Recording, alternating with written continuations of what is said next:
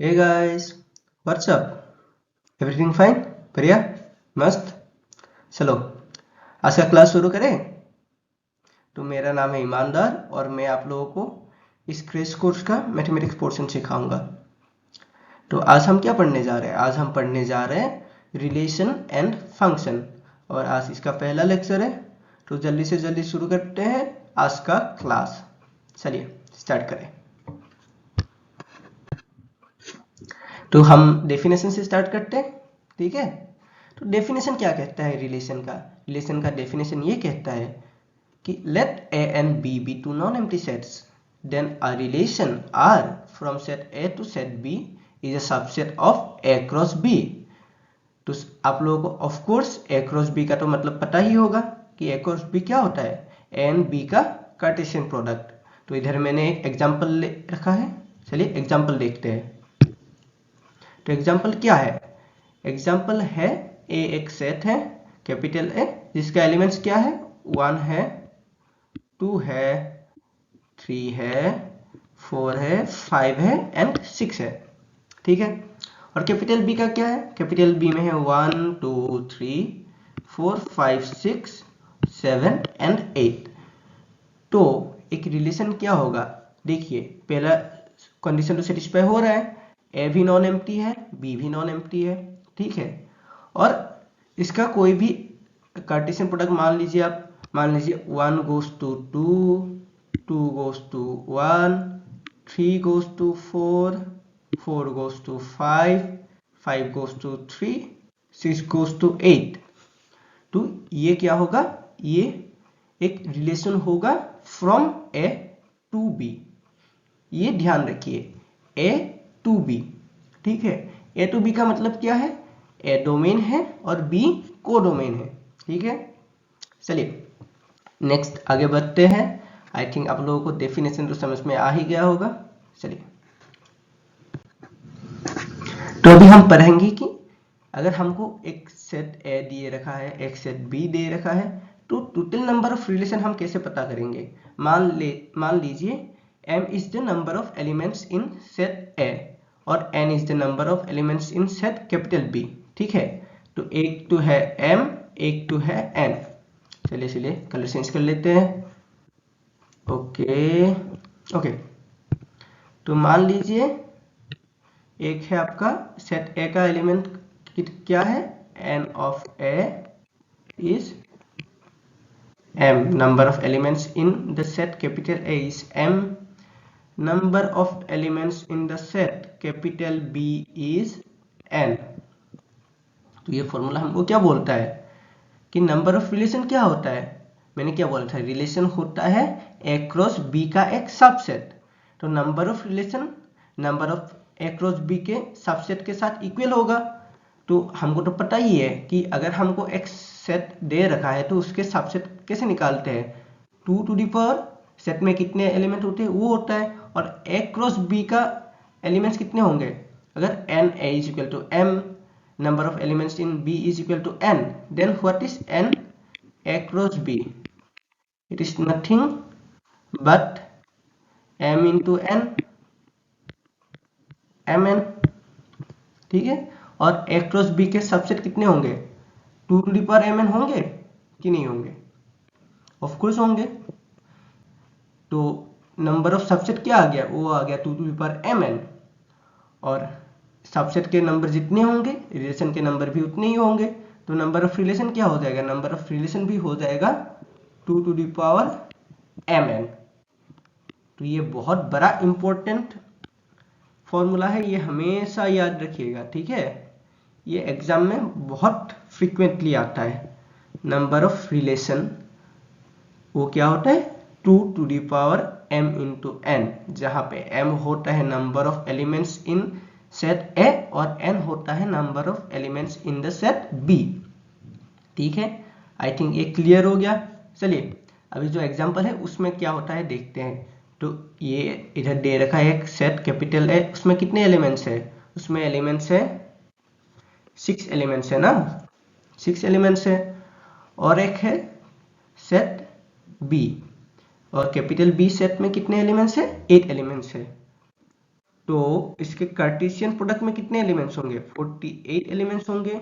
तो number of subset कितने होंगे? 2 टू द पावर 48 होंगे। और number of subset is equal to क्या होता है? Number of relation.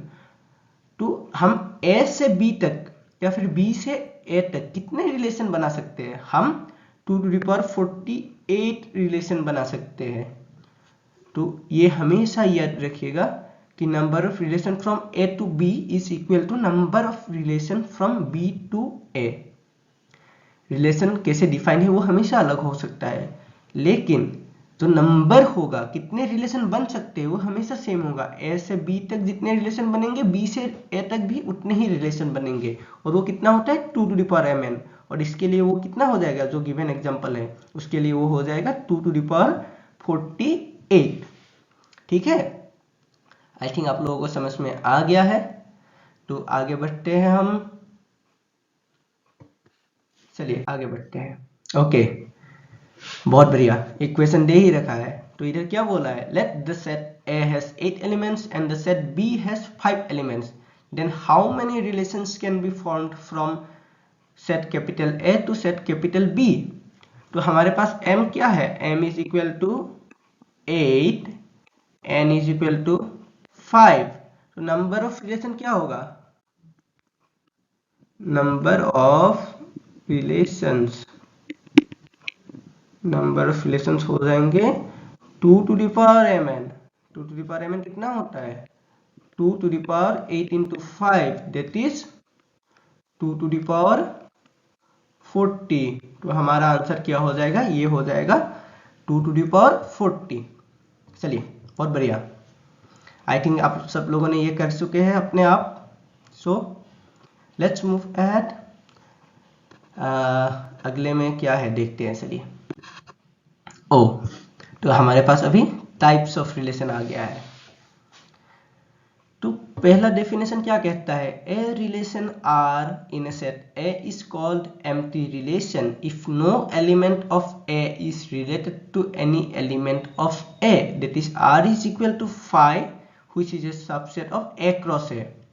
तो इधर ही मैं रिकॉल कराना चाहता हूं आप लोगों को कि phi is a subset of any set. Phi किसी भी सेट आप मान लीजिए, उसका हमेशा एक सबसेट होता है। Even phi is a subset of itself, और फाई का एक ही सबसेट होता है, वो होता है फाई। चलिए, वो तो एक डिफरेंट टॉपिक हो गया, कोई नहीं, मैंने बस रिकॉल करा दिया है। क्या पता एग्जाम में क्या आ जाए। तो ये छोटी छोटी बातें बहुत इंपॉर्टेंट होती है, कभी भी एग्जाम में किसी भी तरीके से पूछ सकते हैं। तो ये छोटी छोटी बातें याद रखा करिए, ठीक है। चलिए, इधर एम्प्टी रिलेशन का डेफिनेशन समझते हैं अभी हम। तो एम्प्टी रिलेशन में क्या कहा है कि R is a relation from A to A, और R is a empty relation if, क्या बोला है कि no element of A is related to any element of A, that is R में मतलब कोई भी एलिमेंट नहीं आएगा। R is equal to phi, but phi is also a subset of A cross A। So R टू एक relation हो गया ना, क्योंकि R A से A तक डिफाइंड है, A नॉन एम्प्टी है, और R इज फाई है। R is equal to phi, but phi is a subset of A cross A। तो R टू एक रिलेशन तो हो गया, लेकिन इसमें एक भी एलिमेंट नहीं है। इसका मतलब ये रिलेशन एम्प्टी है, तो इसलिए हम इसको बोलते हैं एम्प्टी रिलेशन, ठीक है। तो नेक्स्ट डेफिनेशन क्या है? नेक्स्ट डेफिनेशन है यूनिवर्सल रिलेशन का। A relation R in a set A is called universal relation if each element of A is related to every element of A, that is R is equal to A cross A। तो A cross A तो होता है सबसे बड़ा वाला relation, ठीक है। तो इस रिलेशन को हम क्या बोलते हैं? ये बोलते हैं यूनिवर्सल रिलेशन। सारी एलिमेंट्स इधर से ही तो आते हैं, हर रिलेशन इसका क्या होता है? Any relation R not is a subset of A cross A, तो ए क्रॉस ए खुद का तो सबसेट होता है, तो वो तो तुम लोगों का क्या हो जाएगा, एक रिलेशन हो जाएगा, और सभी रिलेशन इसका एक सबसेट है।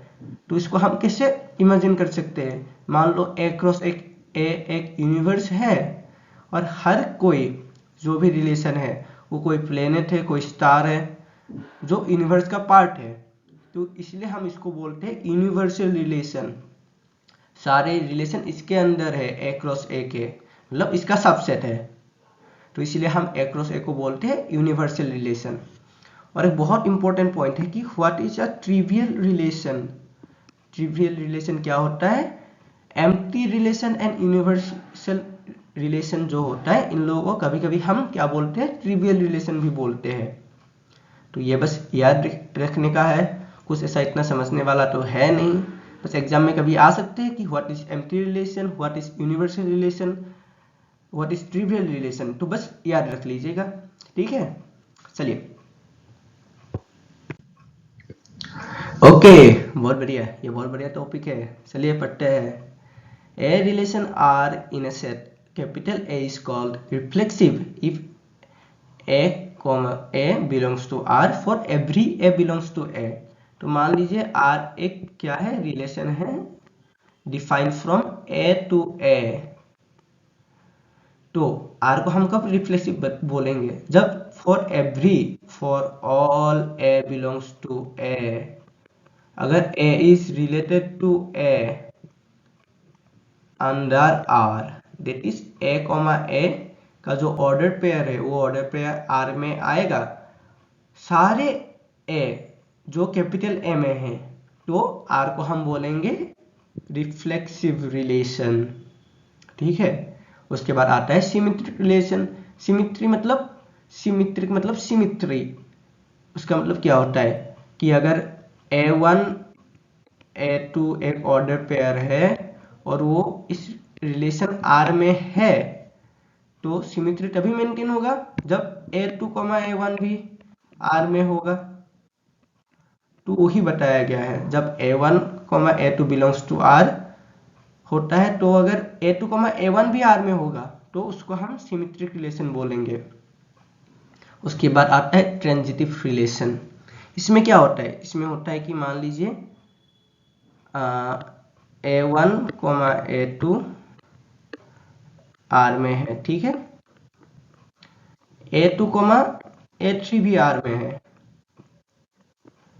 अभी अगर A1, A3 मतलब ये जो कॉमन पॉइंट है, इसके अलावा ये दो भी अगर R के अंदर डिफाइन है ना, A1, A3 also in R, then R is called a transitive relation।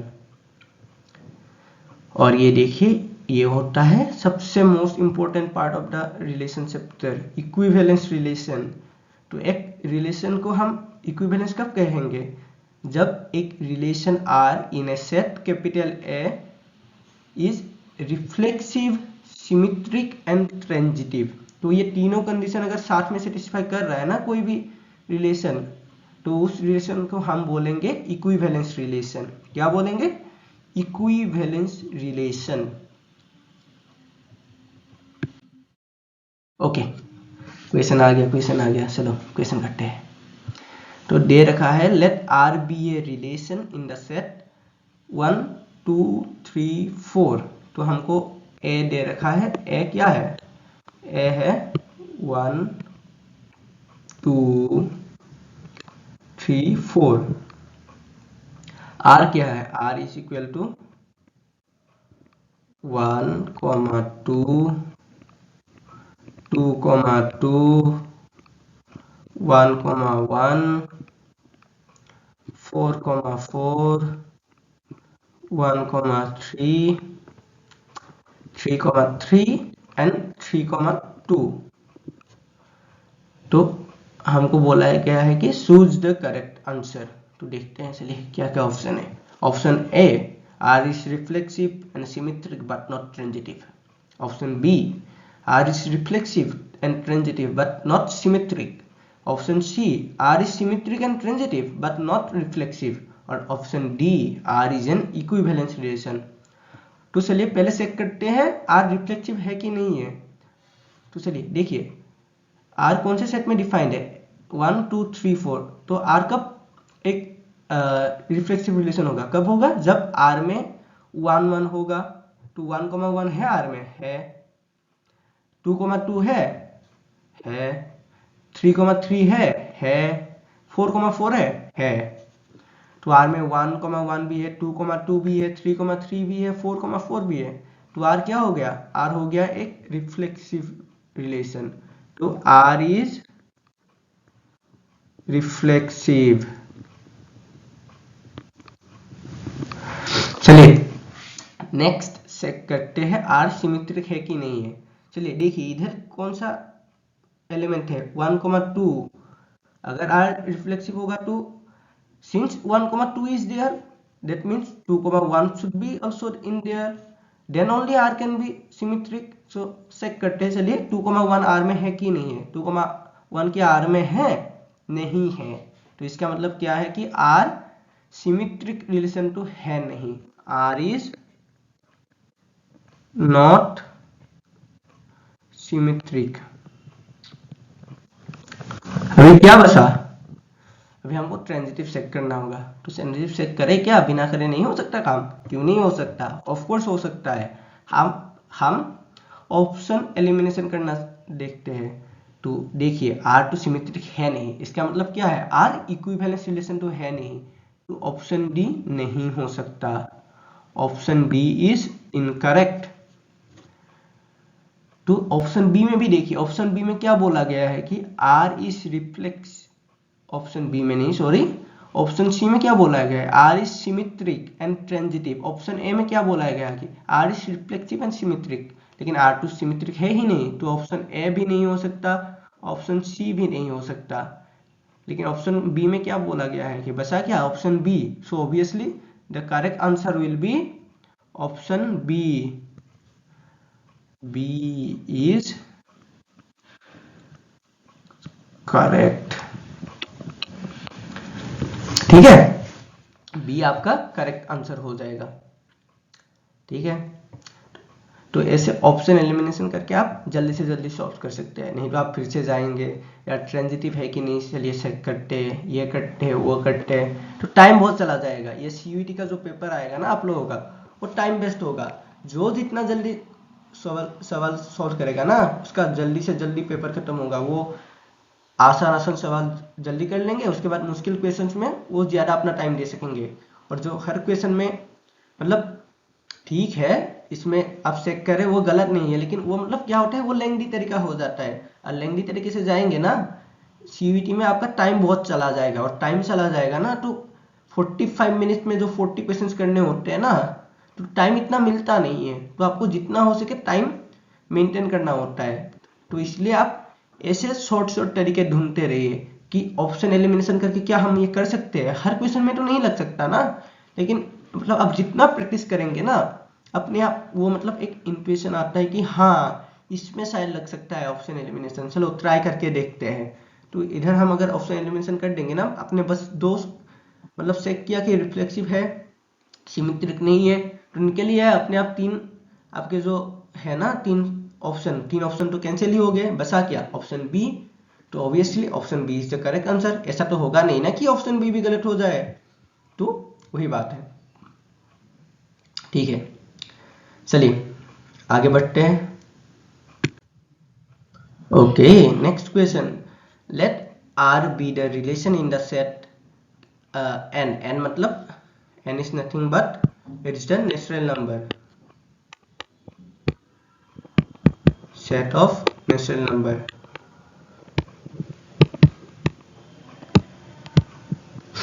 ठीक है, तो रिलेशन आर कैसे डिफाइन किया गया है, R is defined as what, R is equal to a comma b when a is equal to b minus 2 and b is greater than 6। और A B कहाँ से आ रहा है, a b to set N से आ रहा है, तो बी मतलब कम से कम b is greater than 6, that means b is greater than और इक्वल 7। ठीक है, ये समझ गया, मतलब बी आ रहा है नेचुरल नंबर से और b 6 से बड़ा है, तो 6 से बड़ा सबसे छोटा नेचुरल नंबर कौन सा है, 7 है, तो b या तो 7 होगा या फिर 7 से बड़ा होगा। तो b तो देख लीजिए, b तो 4 हो ही नहीं सकता, 2,4 इसका मतलब ऑप्शन आ ही नहीं सकता, 2,4 तो देख के ही कैंसिल कर दिया हम लोगों ने। अभी देखिए अगर b 7 हो गया तो b अगर 7 हो जाएगा, इधर क्या क्या बसा, b का वैल्यू 8 बसा, 7 बसा, तो when b is 7 then what is a is b minus 2 from here, so that is 7 minus 2 is equal to 5, but इधर क्या दे रखा है, इधर दे रखा है 8,7, तो d भी कैंसिल हो गया और b इज इक्वल टू 8 हो गया ना, तो क्या हो जाएगा a का value, a is equal to b minus 2, a is equal to b minus 2 that is 8 minus 2 that is equal to 6। तो क्या आ गया आपका, a का वैल्यू 6 आ गया, b का वैल्यू 8 आ गया, तो 6,8 बिलोंग्स टू r। तो करेक्ट आंसर कौन सा होगा, करेक्ट आंसर होगा option C, C is the correct answer. ठीक है, बहुत आसान सवाल है भाई, ये बस एग्जाम में आ गया ना, ऐसे 10 सेकंड में खत्म हो जाएगा आंसर, आंसर निकल आएगा, आपका सवाल कंप्लीट, आ गया 5 मार्क्स। तो ऐसे जितना मतलब जल्दी कर सकेंगे ना उतना जल्दी जल्दी मार्क्स आएगा, तो मुश्किल सवाल के लिए ज़्यादा टाइम बचेगा, तो मुश्किल सवाल में भी मार्क्स आने लग जाएंगे, तो मतलब बहुत अच्छा होगा पेपर। तो अपना टाइमिंग जो है ना, टाइमिंग इंप्रूव करने की ट्राई कीजिए, क्योंकि क्वेश्चन इतना ज़्यादा टफ नहीं आता है, क्वेश्चन इजी ही आते हैं, बस टाइमिंग का खेल है, तो टाइमिंग अपना इंप्रूव करते रहिए, एग्जाम बढ़िया होता जाएगा। चलिए चलिए आगे बढ़ते हैं। तो फंक्शन में हम आ पहुंचे हैं। तो फंक्शन क्या होता है, फंक्शन एक स्पेशल टाइप का रिलेशन ही होता है। तो what is a function, a function F from set capital A to set capital B associates each element of set capital A to a unique element of set capital B. तो इसका मतलब क्या हुआ, इसका मतलब यही हुआ कि अगर एक रिलेशन फंक्शन है ना, तो उसका जो डोमेन है, डोमेन का हर डोमेन क्या होता है, जहां से शुरू हो रहा है, तो इधर डोमेन क्या है, डोमेन है ए, को डोमेन क्या है, जहां पे जा रहा है बी, और हर मतलब जो डोमेन के हर एलिमेंट के लिए को डोमेन में जो वैल्यू आ रहा है वो होता है उसका इमेज, और the set consist of images is the range of the function. तो हम पढ़ेंगे, अभी डेफिनेशन पढ़ेंगे आगे, मैंने बस बता दिया है। तो देखिए 1 जा रहा है 1 पर, तो यूनिक होना चाहिए, 1 तक जा रहा है और 1 6 तक भी जा रहा है, तो ये तो फंक्शन नहीं होगा। फंक्शन होने के लिए क्या होना चाहिए, यूनिक, हर एलिमेंट का एक यूनिक मतलब सिर्फ एक और एक ही इमेज होगा। ठीक है, तो 1 जा रहा है 1 तक, 2 जा रहा है 2 तक, 2 को जा रहा है, 3 को जा रहा है, 4 को जा रहा है, 5 को जा रहा है, 6 को जा रहा है। तो ये क्या हो गया, ये एक फंक्शन हो गया। देखिए ये ध्यान दीजिएगा, ठीक है, कि 6 मान लीजिए 5 तक जा रहा है, तो ये तो आपका एक फंक्शन होगा कि नहीं होगा, ये एक फंक्शन होगा, क्योंकि 6 के लिए उसका यूनिक इमेज क्या है, उसका यूनिक इमेज है 5, और 5 के लिए उसका यूनिक इमेज क्या है, उसके लिए भी 5 है, तो इसका यूनिक इमेज भी 5 है, इसका यूनिक इमेज भी 6 है, सॉरी 6 का यूनिक इमेज भी 5 है, तो ये तो एक फंक्शन हो गया। लेकिन मान लीजिए 6 का 2 इमेज है, 6 5 को भी जा रहा है, 6 8 को भी जा रहा है, तो ये लेकिन फंक्शन नहीं होगा। तो ये बस ध्यान रखिएगा कि फंक्शन कब होता है, जब हर किसी का, सबका आना चाहिए, सबका एक एक इमेज हो और केवल एक ही इमेज हो, 2 इमेज ना हो, तो वो एक फंक्शन हो जाएगा।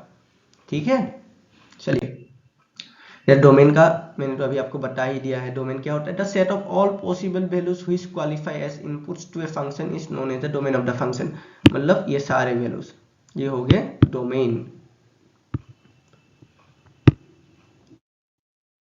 क्या होता है, codomain is the set of all possible outcomes of the given relation और फंक्शन। तो ये क्या हो गया, ये हो गया कोडोमेन।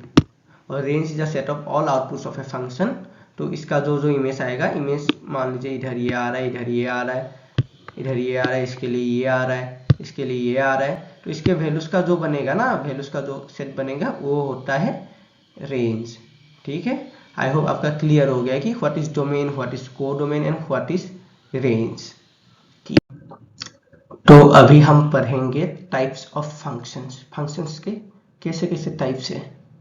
तो एक तो है वन वन फंक्शन।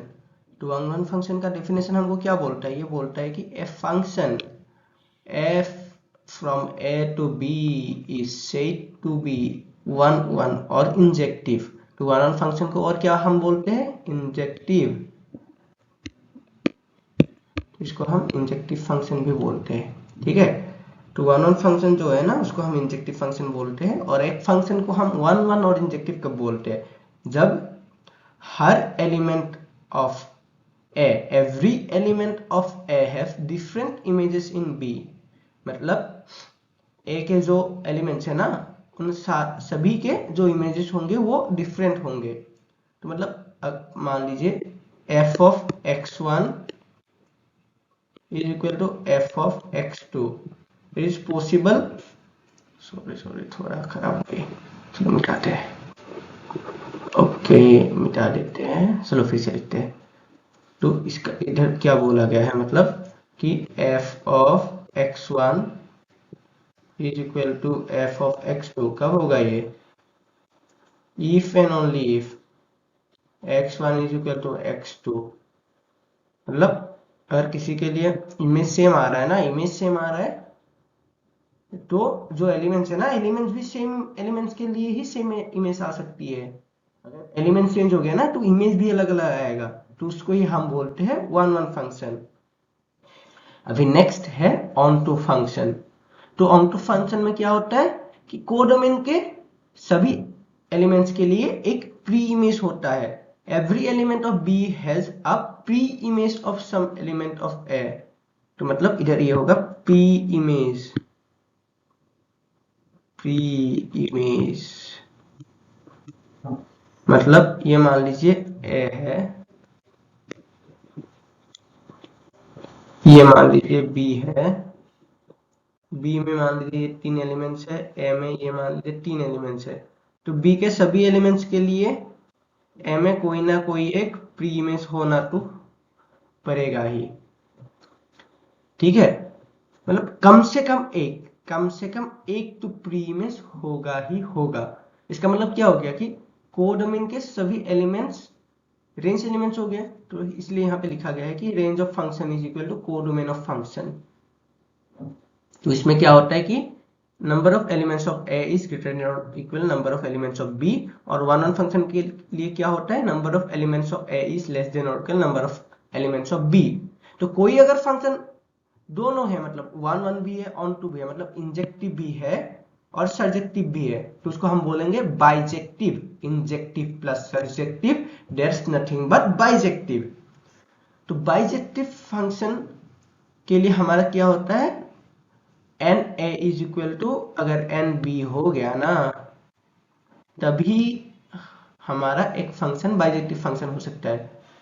तो ये नहीं कि N A is equal to N B then the function will be bijective, लेकिन बाइजेक्टिव फंक्शन में N A is always equal to N B.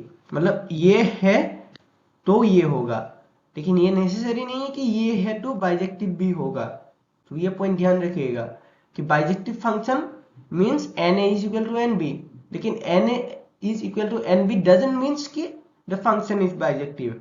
ठीक है, और इधर एक बिल्कुल छोटा सा पॉइंट है लेकिन बहुत इंपॉर्टेंट है, नंबर ऑफ बाइजेक्टिव फंक्शन। तो नंबर ऑफ बाइजेक्टिव फंक्शन क्या है, नंबर ऑफ बाइजेक्टिव फंक्शन है n factorial। तो n factorial is the number of bijective function where n is the number of elements of a, generally we define from a to a ना, from a to a और a to b, where n is equal to n, b is equal to n ना। तो ये जो n है ना, ये n का हम फैक्टोरियल ले लेंगे, तो उधर से आ जाएगा नंबर ऑफ बाइजेक्टिव फंक्शन। ठीक है, बहुत बढ़िया, चलिए आगे चलते हैं। What is the inverse of a function? तो इधर डिफाइन है कि a function f from x to y is defined to be inversible if there exists a function g from y to x such that g naught f is equal to identity function of x and f naught g is equal to identity function of y. The function g is called the inverse of f and is denoted by f inverse. तो अभी मतलब समझते हैं। Identity function तो आप सबको पता ही होगा, और I think composition of function भी पता है। What is g not f, f not g, तो पता ही होगा ना। तो चलिए हम शुरू करते हैं इनवर्स ऑफ ए फंक्शन। तो इनवर्स ऑफ ए फंक्शन क्या बताना चाहता है हमको, कि बताया गया है कि एक फंक्शन मान लीजिए डिफाइंड है x टू y एक फंक्शन डिफाइंड है, ठीक है। तो वो फंक्शन कब इन्वर्टिबल होगा? मान लीजिए एक अनदर फंक्शन है from y to x, that is g,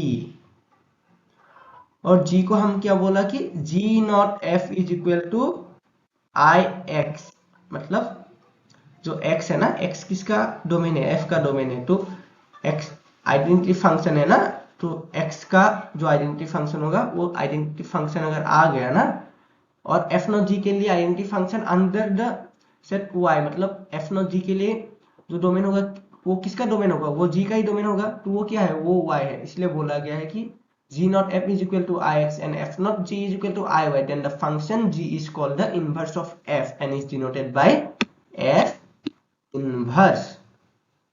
Thus if f is inversible, then f must be 1 1 and onto, and conversely if f is 1 1 and onto, then f must be invertible. मतलब यहाँ पे क्या कहा गया है कि f is invertible then f must be 1 1 and onto। 1 1 onto क्यों होना चाहिए? देखिए अगर 1 1 onto नहीं होगा ना, तो आप जो दूसरा फंक्शन होगा ना g, वो आप तो डिफाइन ही नहीं कर पाएंगे। ठीक बात है। तो देखिए 1 1 है, 1 1 है, 1 1 है। तो मान लीजिए एक मेनी वन फंक्शन है, मतलब 1 1 फंक्शन नहीं है। तो अगर हम उल्टा जाएंगे ना, उल्टा अगर जाएंगे तो उल्टा जाएंगे तो क्या हो जाएगा? इसके लिए तो यूनिक इमेज आएगा ही नहीं, यूनिक इमेज नहीं आएगा ना। आप समझ रहे बात में क्या समझाने की कोशिश कर रहा हूँ? यूनिक इमेज तो आएगा नहीं। तो यूनिक इमेज अगर नहीं आएगा तो फंक्शन तो डिफाइंड ही नहीं होगा, तो 1 1 तो होना ही पड़ेगा। और हर एक एलिमेंट के लिए चाहिए ना, हर एक एलिमेंट के लिए कब होगा? जब इसके कोडोमेन के हर एक एलिमेंट के लिए एक प्री इमेज होगा, तो मतलब इसको ऑन टू भी होना पड़ेगा। That's why f is invertible, then f must be 1 1 on 2 and the converse is also true। और कहा गया है कि इनवर्स इज यूनिक, इनवर्स हमेशा यूनिक होता है। और inverse of bijective is also a bijective, मतलब f इज अगर तुम्हारा 1 1 on 2 है तभी उसका इनवर्स है, और उसका इनवर्स भी एक बाइजेक्टिव फंक्शन होगा, मतलब उसका इनवर्स भी 1 1 एंड ऑन टू होगा ही होगा। तो यही इधर समझाने की कोशिश करा जा रहा है, ठीक है। I think this is clear to all of you. Okay, तो आगे बढ़ते हैं हम अभी। तो अभी चलो कुछ प्रॉपर्टी डिस्कस कर ले फंक्शन के। कुछ ज्यादा इंपॉर्टेंट प्रॉपर्टीज है, याद कर लोगे तो बहुत बढ़िया। तो हम नहीं तो समझाने के लिए हम तो है ही इधर। चलो पढ़ते हैं। तो f is a function from a to b, g is a function from b to a, with two functions such that g not f is equal to identity function defined under the set that the domain a. Then f is an injective and g is a surjective function. So a is from b and g is from b to a. और g not f क्या बोला है कि वो inverse दे रहा है। Then f is an injective होगा ना, f क्या होगा? f एक 1 1 फंक्शन होगा, क्योंकि तभी तो g एक डिफाइन होगा ना जो f का इनवर्स हो। और g इज क्या होगा? g को क्या होना पड़ेगा? वो उसको सर्जेक्टिव होना पड़ेगा, क्योंकि f इंजेक्टिव हो रहा है और g is defined from b to a। तो a के सभी एलिमेंट के लिए एक प्री इमेज बनेगा ना b में, तो g क्या हो जाएगा? g will be surjective।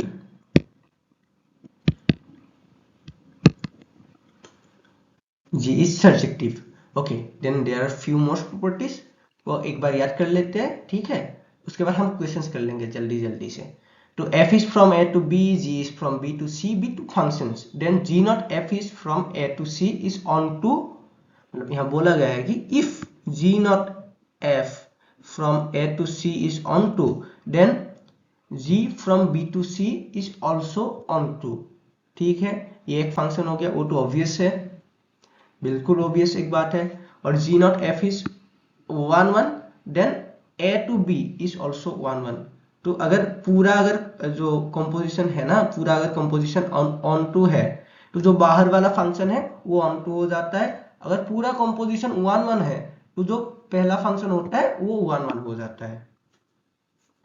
और जो पूरा जो कंपोजिशन वो ऑन टू है और बाहर वाला फंक्शन अगर 1 1 है, देन अंदर वाला फंक्शन ऑन टू हो जाता है।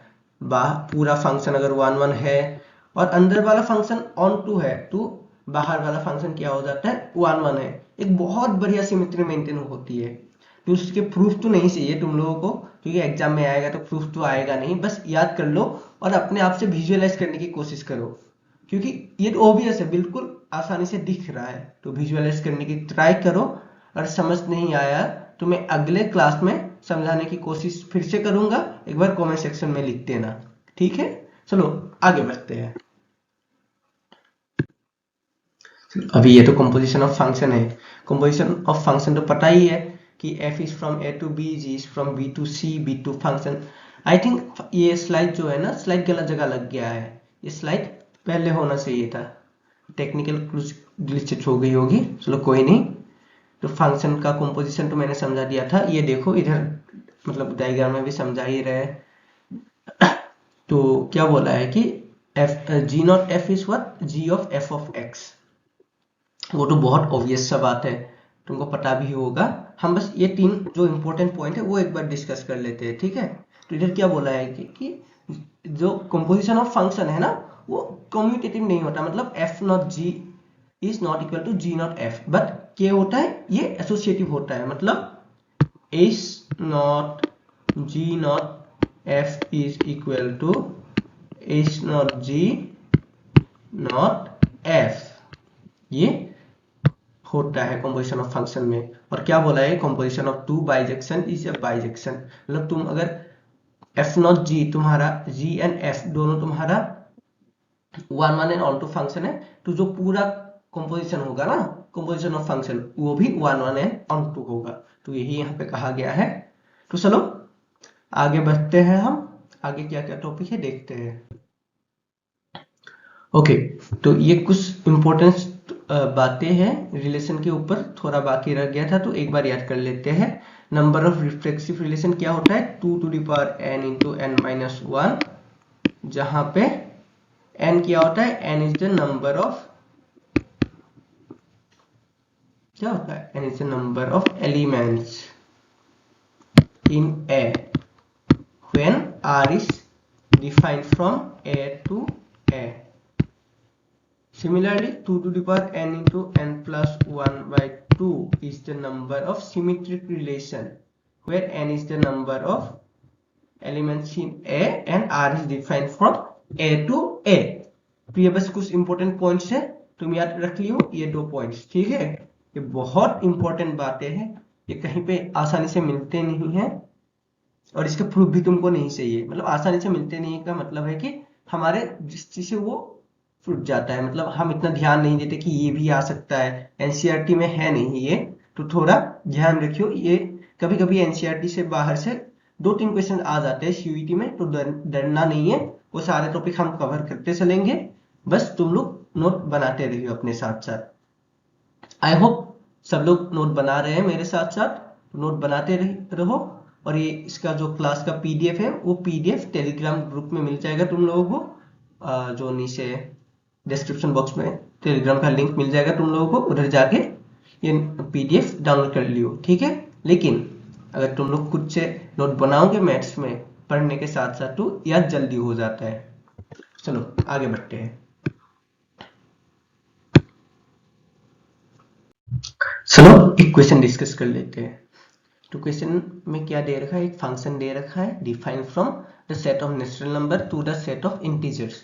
और द फंक्शन क्या है, function is x minus 1 by 2 when x is odd and minus x by 2 when x is even। तो अभी देखो, अगर मान लो कोई दो और नंबर कंसिडर कर लेते हैं, x minus 1 by 2 is equal to x2 minus 1 by 2, जहां पे x1 and x2 क्या है, आर ऑड, ठीक है। तो इससे क्या आ जाएगा, इससे आ जाएगा x1 is equal to x2। That means जो फंक्शन है, फंक्शन जो मतलब इमेज है, इमेज तभी इक्वल होगा जब प्री इमेज इक्वल हो। तो ये तो क्या कंसिडर करता है, ये तो क्या मतलब हमको देता है, ये देता है कि द फंक्शन इज 1 1, ठीक है। और नंबर के लिए तो 1 1 आ गया। इवन नंबर के लिए कंसिडर कर लो, minus x1/2 is equal to minus x2/2, x1 x2 are even, तब क्या आएगा, तब भी वही आ जाएगा x1 is equal to x2। इसका मतलब क्या है, इसका मतलब यही है कि फंक्शन इंजेक्टिव टू है। तो इसका मतलब ये option D and option C क्या है, वो रॉन्ग है, ठीक है। चलो अभी हमको क्या देखना है, अभी हमको देखना है कि जो फंक्शन है ना, वो फंक्शन सर्जेक्टिव है कि नहीं है, ठीक है। तो हमको देखना है जो फंक्शन है वो सर्जेक्टिव है कि नहीं है। तो ऑब्वियसली देख लो, जब हम z कंसिडर करते हैं, z में सारे क्या आते हैं, क्या आते हैं z में सारे पॉजिटिव इंटीजर्स आते हैं, नेगेटिव इंटीजर्स आते हैं, और क्या आता है, जीरो आता है ठीक है। अभी देख लो x-1/2 जहां पे x ऑड है, ठीक है। कोई भी x अगर और हो रहा है ना, तो कोई भी नंबर के लिए, कोई भी पॉजिटिव नंबर को हम x-1/2 के टर्म में रिप्रेजेंट कर सकते हैं, वो ऑब्वियस है। और कोई भी नेगेटिव नंबर को हम -x/2 में रिप्रेजेंट कर सकते हैं। क्यों, कोई भी तुम एक इवन नंबर कंसीडर कर लो। इवन नंबर क्या होता है, इवन नंबर तो ट्वाइस एन के फॉर्म में होता है ना। इवन नंबर किसके फॉर्म में होते हैं, इवन नंबर हमेशा ट्वाइस एन के फॉर्म में होते हैं। तो ट्वाइस एन बाई टू क्या दे देते हैं, एन दे देते हैं, और इधर क्या है, माइनस है, तो ये सिंपली तुमको क्या दे देंगे, -n। Is negative numbers. और ऑड नंबर को हम किसके टर्म में लिख सकते हैं, ऑड नंबर को हम ट्वाइस n प्लस 1 लिख सकते हैं। ट्वाइस n प्लस 1 माइनस 1/2 हमको क्या देते हैं, n देते हैं, देते हैं। n क्या है, n is always greater than और इक्वल 0 मान लो, क्योंकि n का वैल्यू अगर तुम, ठीक है, n का वैल्यू अगर तुम 0 पुट कर दोगे तो ये तो तुम्हारा आ जाएगा 1 1 तुम्हारा ऑड नंबर है, और ये तुम्हारा क्या आ जाएगा, 0 आ जाएगा अल्टीमेटली।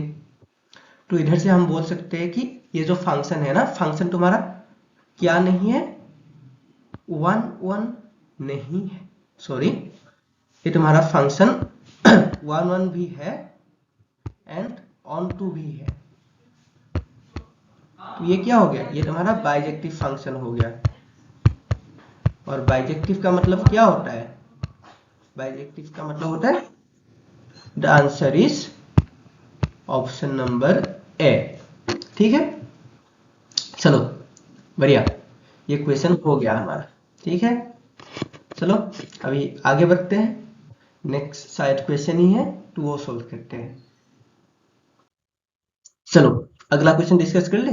यहाँ पे क्या बोला गया है कि a इज इक्वल टू क्या, a is what, a is equal to 1, 2, 3, 4, f is from a to a and g is also from a to a। f of 1 का वैल्यू हमको दे रखा है, f of 2 का वैल्यू दे रखा है, f of 3 का value दे रखा है, f of 4 का वैल्यू दे रखा है, और क्या दे रखा है, g of 1 is equal to 3, f not g is equal to g not f, ठीक है।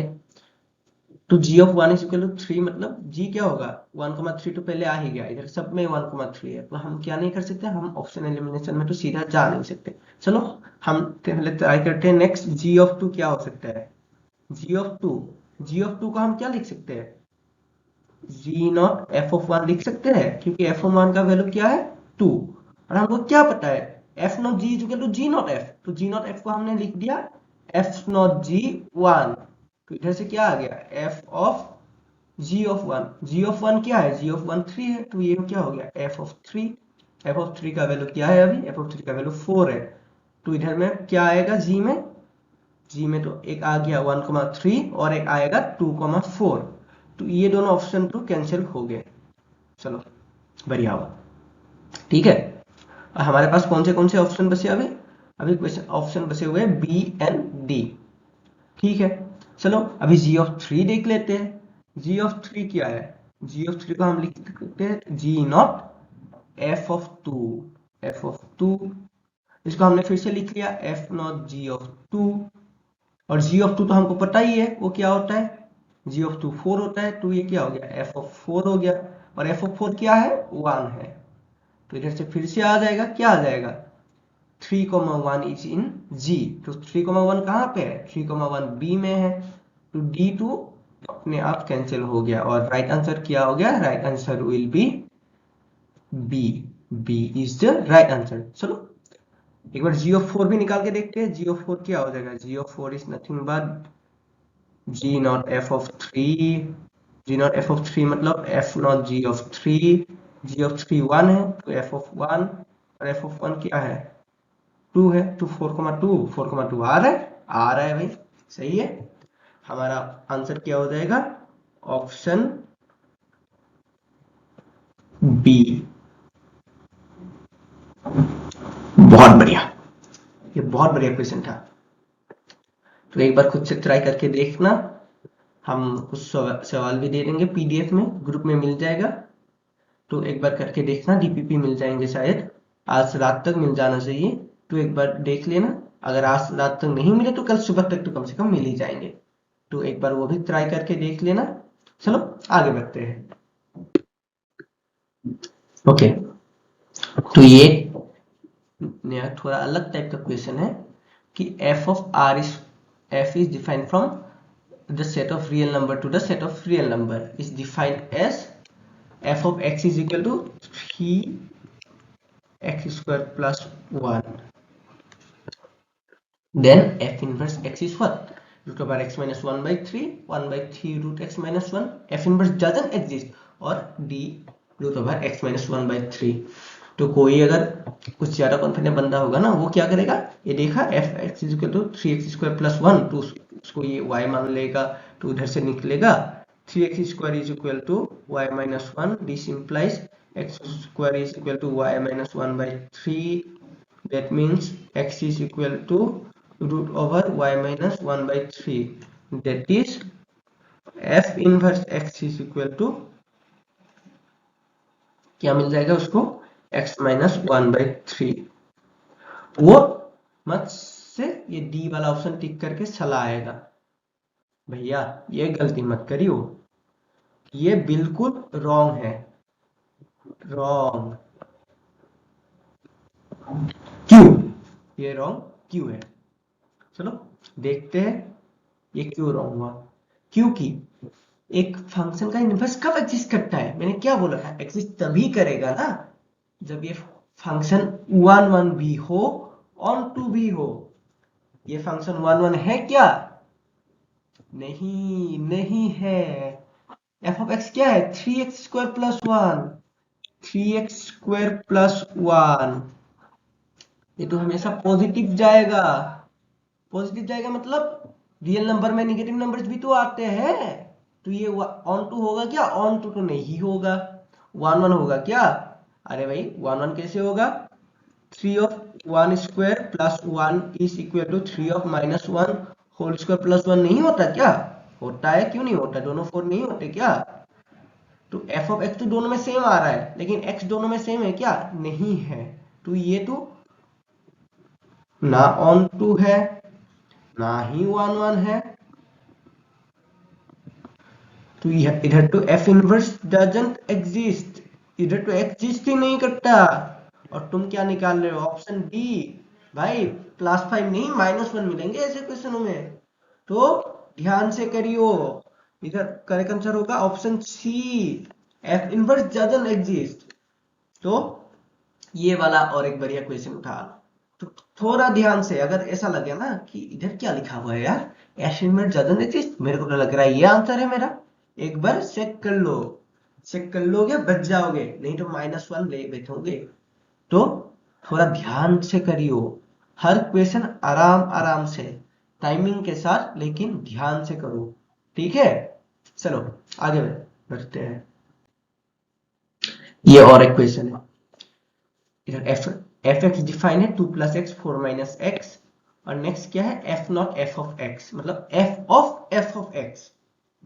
तो x इज ग्रेटर देन और इक्वल 0 के लिए हम पहले कंसीडर करते हैं, x इज ग्रेटर देन और इक्वल 0 के लिए एफ एक्स क्या है, 2 प्लस एक्स,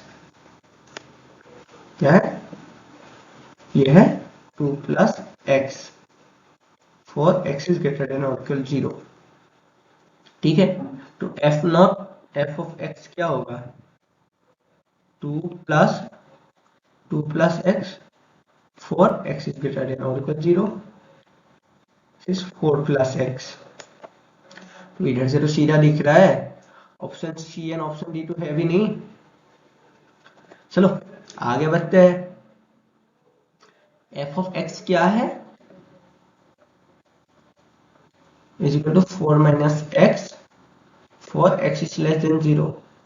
तो F not F of X क्या होगा, 4 minus X equal to X for X is less than 0। तो इधर से कौन सा आंसर आएगा, इधर से आंसर आएगा option number B for ball, B is the correct answer. तो ऐसे आसान से क्वेश्चन जब होते हैं तो ध्यान से करना, आराम से करना, मार्क्स ऐसे मिल जाएंगे +5 बस गलती ना करियो, नहीं तो -1 मिल जाएगा। तो ध्यान से करो, आराम से करो, टाइम मेंटेन करो, तुम्हारा सीयूईटी बहुत बढ़िया जाएगा। चलो आगे चलते हैं, नेक्स्ट। ओके, ये एक बहुत बढ़िया क्वेश्चन है एक्चुअली, ये शायद हम लोगों का लास्ट क्वेश्चन हो सकता है मोस्ट प्रोबेबली। तो ऐसे क्वेश्चन इंटरनल सीयूईटी में आते तो नहीं, ये तो मैं कहूंगा जेई लेवल का क्वेश्चन है। तो पहले तो ये शायद कुछ सालों पहले जेई मेंस या एडवांस में आया था, तो आई एम नॉट श्योर कहाँ पे आया था। तो मतलब आने के चांसेस तो नहीं है, लेकिन कर लेते हैं, क्या पता एग्जामिनर का मूड कैसा हो, खराब मूड में आके तुमको ये क्वेश्चन दे दिया, तुमने करा नहीं था, एग्जाम में +5 मार्क्स ऐसे चले जाएंगे। तो ठीक है, पहले हम कर लेते हैं, ठीक है। चलो देखते हैं, to set of values of f for which the function f from real number to real number given by f of x is equal to x cube plus f plus 2 by x square plus 3ax plus 10 is 1 1। भाई पहले तो पढ़ के ये लग रहा है यार कैसे करूं, कुछ समझ में ही नहीं आ रहा है, समझ में जरूर आएगा, ध्यान से पढ़ियो, थोड़ा दिमाग लगाओ, विजुअलाइजेशन करो।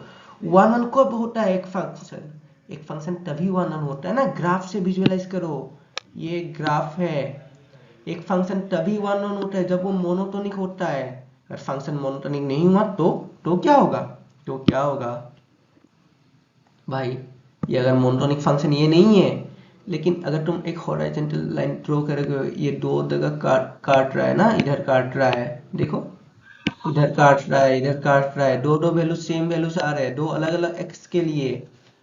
तो इसका मतलब क्या है, ये 2 1 1 नहीं है। तो इसका मतलब क्या है, 1 1 होने के लिए मोनोटोनिक मतलब स्ट्रिक्टली इंक्रीजिंग होना तो सही ही सही है। तो स्ट्रिक्टली इंक्रीजिंग के लिए क्या करेंगे, स्ट्रिक्टली इंक्रीजिंग का मतलब क्या होता है, स्ट्रिक्टली इंक्रीजिंग का मतलब होता है f dash x is greater then 0, that is f dash x क्या निकालोगे, आई थिंक डेरिवेटिव तो आता ही है फर्स्ट डेरिवेटिव सबको। तो ये क्या हो जाएगा, 3x square plus 2a plus 2x plus 3a is greater then 0। और ये पता है ना, एक क्वाड्रेटिक इक्वेशन कब हमेशा 0 से बड़ा होता है, कब, बताओ बताओ, जब x स्क्वायर का जो कोफिशिएंट है वो ग्रेटर देन 0 हो, इधर ग्रेटर देन 0 है, और जो d है ये 0 से छोटा होना पड़ेगा। इधर d क्या है, 2a plus 2b square minus 4ac is less than 0। तो ये क्या हो गया, ये क्या हो गया हम लोगों के पास, ये हो गया 4a square plus 4a plus 4 minus 9 into 4 36 is less than 0। और ये क्या हो जाएगा 4a² plus 16a, sorry 3s 36a, गलती हो गई थी मेरी भी। तो ये क्या हो जाएगा 4a² plus 16a minus 36a plus 16, तो ये क्या हो जाएगा, ये तुम्हारा हो जाएगा 4a² minus 20a plus 16, 4a² minus 20a plus 16 is less than 0। 4a², इसका मतलब क्या हुआ 4a² minus 5a plus 4 is less than 0। 4 तो हमेशा ग्रेटर देन 0 है, इसका मतलब a² माइनस 5a प्लस 4 को ही 0 से छोटा होना पड़ेगा। और ये क्या होता है, ये होता है a minus 4 into a minus 1 is less than 0। कब 0 होगा, अगर a minus 4 is less than 0 and a minus 1 is greater then 0, और a minus 4 is greater than 0 and a minus 1 is less than 0। इसका मतलब क्या होता है a is less than 4, इसका मतलब क्या होता है a is greater than 1, इसका मतलब क्या होता है a is greater than 4, a is less than 1। तो एक कंडीशन तो आ गया a is less than 4 and a is greater than 1, और a is greater than 4 and a is less than 1। ऐसा हो सकता है कभी नहीं, ऐसा नहीं हो सकता। तो ऐसा तो हो सकता है ना, जरूर हो सकता है, क्यों नहीं हो सकता है, हो सकता है। तो इसका मतलब L lies between 1 4 2 1। तो ए का वैल्यू कहाँ पे लाई करेगा, interval 1 to 4। Answer will B 1 to 4, 1 to 4, air belongs to 1 to 4, ये होगा करेक्ट आंसर। ठीक है, चलो बढ़िया, मजा आया ये क्वेश्चन करके, आई होप बढ़िया लगा होगा। बहुत बढ़िया क्वेश्चन है, ये क्वेश्चन आने के चांसेस तो नहीं है, लेकिन ये अगर कर लोगे ना कॉन्फिडेंस आ जाएगा भाई साहब, मैं बोल रहा हूँ तुमको, कॉन्फिडेंस आ जाएगा, तुम्हारा कॉन्सेप्ट क्लियर होने लगा है ऐसा तुमको लगने लगेगा। तो ऐसे क्वेश्चंस करते रहो, क्वेश्चंस प्रैक्टिस करते रहो, और हम डीपीपी देते रहेंगे, सॉल्व करते रहो, वीडियो देखते रहो, पूरा क्रैश कोर्स अवेलेबल है, आ रहा है एक के बाद एक वीडियो, तो देखते रहो। चैनल का सारा वीडियो अच्छा लगा तो लाइक करो, सब्सक्राइब करो, शेयर करो, कमेंट करो, जो मर्जी करो, बस देखते रहो, क्योंकि CUET फोड़ना है इस बार। ठीक है, चलो बढ़िया, आज के लिए इतने में ही एंड करता हूं मैं ये वीडियो। चलो कुछ तो है आगे, स्लाइड क्या है देख लेते हैं। ठीक है, कुछ है क्या आगे, अच्छा ओके, एक और क्वेश्चन रह गया था, ये क्वेश्चन कराओ या तुम्हारे लिए रख दूं, क्या बोलते हो, करा दो, चलो कोई नहीं, करा ही देता हूं। ये मेरे पेन को क्या हो गया यार, एक मिनट, कुछ करना पड़ेगा। चलो चलो चलो, ठीक हो जा, ठीक हो जा, ओके, चलो देखता हूँ ठीक हो गया होगा शायद।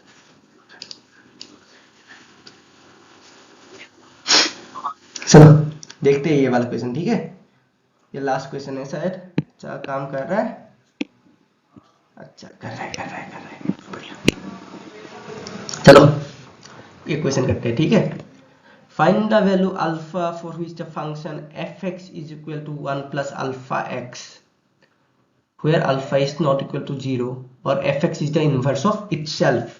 fx is the inverse of itself मतलब f not fx is equal to I। एक तरीका तो ये है, ठीक है, दो तरीके से कराते हैं, मजा आएगा। एक तरीका तो ये है f not f of x मतलब 1 plus alpha x is equal to x। चलो इसका मतलब 1 plus alpha square into X is equal to x। ये कब होगा? ये तभी होगा जब x का कोफिशिएंट इधर वाले x के कोफिशिएंट के साथ इक्वल होगा और जो कांस्टेंट टर्म 0 है ये इसके साथ इक्वल होगा। तो इस दोनों से क्या आ गया? 1 plus alpha is equal to 0 और नहीं and alpha square is equal to 1 और दोनों से क्या आ जाएगा? Alpha is equal to -1 and alpha is equal to +-1। तो दोनों का कॉमन कौन सा आएगा? Alpha is equal to -1। तो अल्फा का वैल्यू क्या आ गया? -1। और एक तरीके से करते हैं, क्या बोलते हो? करें? fx याद कर लो यार, क्या है? 1 प्लस अल्फा एक्स। चलो करते हैं और एक तरीके से, मजा आएगा। fx is equal to 1 plus alpha X. तो एफ इनवर्स एक्स क्या हो जाएगा? बता सकता है मेरे को? वो होगा x माइनस 1 बाय अल्फा। कैसे निकाला? इसको y मान लो, तो इससे क्या आ जाएगा? x is equal to Y minus 1 by alpha. तो ये क्या हो गया? ये तो हो गया तुम्हारा f इनवर्स y। तो वो f इनवर्स x कर देंगे तो क्या आ जाएगा? x minus 1 by alpha. ठीक है, चलो बढ़िया बढ़िया करते हैं इसको। तो बोला क्या गया है? दोनों सेम है, दोनों इक्वल है, दोनों को इक्वल कर दो। 1 plus alpha x is equal to x by alpha minus 1 by alpha, that is alpha x is equal to 1 by alpha into x plus 1 minus 1 by alpha. इसका मतलब दोनों को फिर से कोएफिशिएंट सेम कर दो।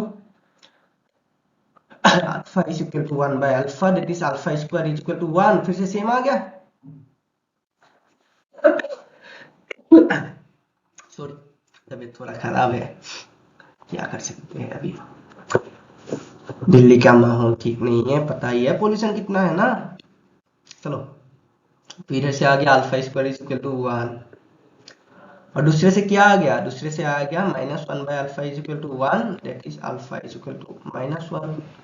तो इन दोनों कंडीशन को कब सेटिस्फाई करेगा? जब अल्फा का वैल्यू क्या होगा? -1 होगा, that is alpha is equal to -1। चलो बहुत बढ़िया। तो आज का लेक्चर खत्म करें? 1 घंटा हो चुका है शायद। अगले लेक्चर में थोड़ा और नए टॉपिक सीख लेंगे, थोड़ा और क्वेश्चंस कर लेंगे। रिलेशन अच्छे से करना है, ठीक है? ये chapter relation and function important तो है। छोटे छोटे क्वेश्चन आते हैं, इजी क्वेश्चन आते हैं, लेकिन अगर अच्छे से तुम नहीं पढ़े ना तो मतलब उसी में लग जाएगी तुम्हारी। ये अगर अच्छे से नहीं किया तो खराब चला जाएगा, -1 हो जाएगा। -1 नहीं करना हमको +5 लाना है हर एक क्वेश्चन में जितना हो सके। नहीं हो रहा है, ठीक है, मत करो, -1 मत लाओ। ये नेगेटिव मार्किंग की वजह से बहुत गड़बड़ हो जाता है, ठीक है? तो चलो आज का लेक्चर यहीं खत्म करते हैं। देखते रहो our mathematics, subscribe to our channel, like, share and comment in this video. You will get the DPPs and the notes of this class in the description box. चलो तब तक के लिए bye bye, take care, thank you.